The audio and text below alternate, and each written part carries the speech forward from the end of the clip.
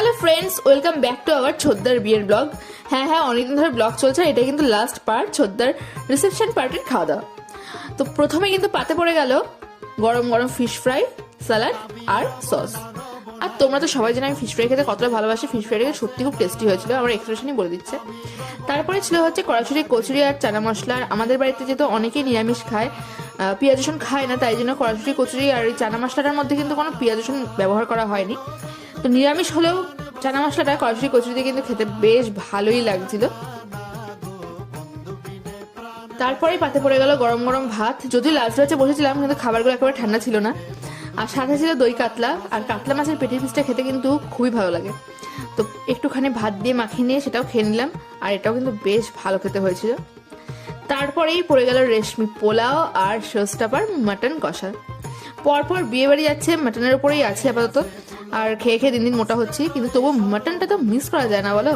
তাই জমিয়ে কিন্তু মাটনটা খেয়ে নিলাম, আর খেতে কিন্তু দারুণ হয়েছিল মাটনটা।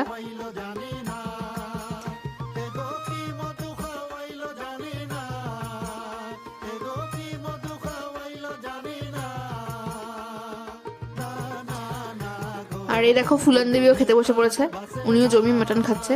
তো মাটনটা এতটাই ভালো হয়েছিল যে আমরা কিন্তু বেশ কয়েকবার মাটন নিয়েছি, একবারই থেমে যায়নি। লাস্ট ব্যাচ ওই রাত্রিবেলা 11:30-12টার সময় খেতে বসে যে এতটা মাটন টানতে পারবো ভাবতেই পারি। আসলে টেস্টটা খুব ভালো হয়েছিল, তাই জন্য এতটা খেতে পেরেছিলাম।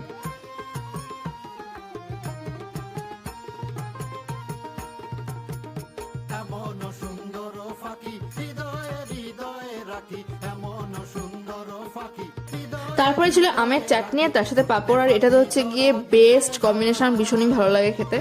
প্রত্যেকটা ব্লগেই বলি, আবারও বললাম। আর এই যে আমার ভাই, মানে আমরা 3 ভাই বোনে খেতে বসেছিলাম, ও আবার দেখলাম মিষ্টি দিয়ে চাটনি ভরিয়ে ভরিয়ে খাচ্ছে। জানি না এটা কেমন কম্বিনেশন। তারপরে এই দিদি একদম গোটা একটা রসগোল্লা খেয়ে নিল, বুঝিয়ে দিল যে ওর মুখের হাঁটা অনেক বড়। তো এই হচ্ছে দাদার বিয়ের ব্লগ। যদি ভালো লাগে তাহলে যারা এখনো পেজটাকে ফলো করেনি অবশ্যই ফলো করে দিও।